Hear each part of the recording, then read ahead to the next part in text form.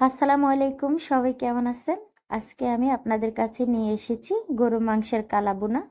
খুবই সহজে এই রেসিপিটি শেয়ার করব। এই কালাবুনা রেসিপিতে আমি কোনো দামি মশলা ব্যবহার করব না। ঘরোয়া উপকরণ দিয়ে আজকে আমি কালাবুনা তৈরি করে দেখাবো। খুবই সিম্পলভাবে আমি দেখাবো আজকের কালাবুনাটা। আশা রাখি আপনাদের কাছে ভালো লাগবে। ভালো লাগলে আমার ভিডিওটি স্কিপ করবেন না, সম্পূর্ণ ভিডিও দেখার অনুরোধ রইল। আমি আর বেশি কথা বাড়াবো না, তাহলে চলুন দেখা যাক। সব কিছু আপনাদের সাথে শেয়ার করব।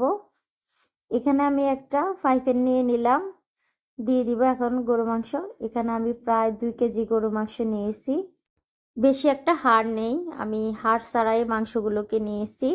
আপনারা চাইলে হাড় সহ নিতে পারেন। এই যে বেশি বড় না ছোট না, আমি মিডিয়াম করে টুকরো করে নিয়েছি মাংসগুলোকে, তারপরে ধুয়ে নিলাম। এখন দিয়ে দিব আমি মশলা। এখানে আমি আদা বাটা দিয়ে দিলাম 2 টেবিল চামচের চেয়ে একটু বেশি, আর রসুন বাটা দিয়ে দিলাম 2 টেবিল চামচ। এখন দিয়ে দিব আমি জয়ফল আর জয়ত্রী, এই দুটো আমি একসাথে বেটে নিয়েছি। আর এখন দিয়ে দিলাম জিরা গোলমরিচ বাটা, আমি একসাথে দুটো বেটে নিয়েছি। আর এখানে দিলাম 4টে তেজপাতা, আর দিয়ে দিব এখন দারুচিনি এখানে 4 টুকরো দিছি। এলাচ দিছি 5-6টা, সাদা এলাচ আর কালো এলাচ দিয়েছি 2টা, স্টার মশলা দিছি 2টা। এখানে আমি লবঙ্গ নিয়েছি 5-6টা। এখন দিয়ে দিব লবণ। লবণটা স্বাদ মতো দিবেন, আমি একবারে লবণ দিব, তার জন্য আমি লবণটা দিয়ে দিয়েছি। আপনাদের একবারে দিতে সমস্যা হলে দুবারে দিতে পারেন। আর এখন দিয়ে দিলাম লাল মরিচের গুঁড়া, স্বাদ মতো দিলাম, আপনারা কমিয়ে বাড়িয়ে দিতে পারেন। আর এখন দিয়ে দিলাম হলুদ গুঁড়ো, আমি 2 টেবিল চামচের মতো হলুদ গুঁড়ো দিয়েছি। আর এখানে দিলাম আমি তেলটা আমি যে বেরেস্তা করেছি সে বেরেস্তার তেলটা আমি দিয়ে দিয়েছি, কাঁচা তেল দিব না। এখন আমি সব কিছু ভালোভাবে হাত দিয়ে মেখে নেব। মাংসটাকে যতই হাত দিয়ে মাখবেন ততই কিন্তু স্বাদ আসবে, তার জন্য আপনারা হাত দিয়ে মেখে নেওয়ার চেষ্টা করবেন। আর এখন দিয়ে দিব বেজে রাখা বেরেস্তা, এখানে আমি প্রায় 1 কাপের মতো বেরেস্তা দিয়েছি। এখন আমি চলে যাব চুলার কাছে, চুলার মধ্যে বসিয়ে দিব ঢাকনা দিয়ে বলক আসা পর্যন্ত।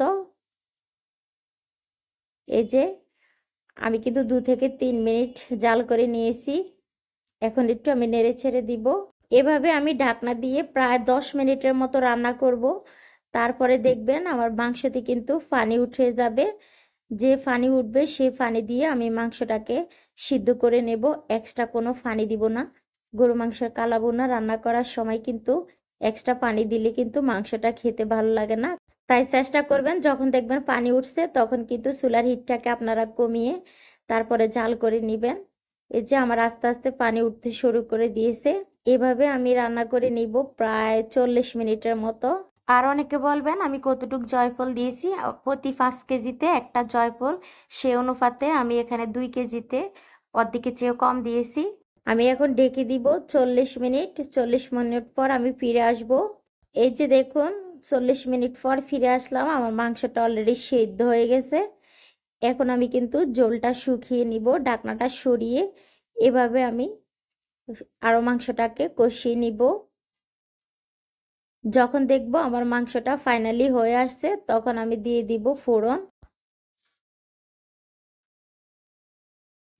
এই যে অলরেডি আমার মাংসটা কষানো হয়ে গেছে।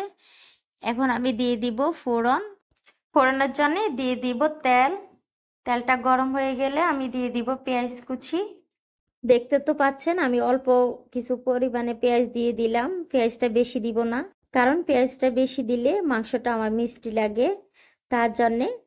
আর এখন আমি পেঁয়াজটা হালকা একটু ভেজে নিলাম। দিয়ে দিব এখন জিরার গুঁড়ো 1 টেবিল চামচ, গোলমরিচ গুঁড়ো 1/2 টেবিল চামচ, এখানে কালো গোলমরিচ দিয়েছি, আপনারা চাইলে সাদাটা দিতে পারেন।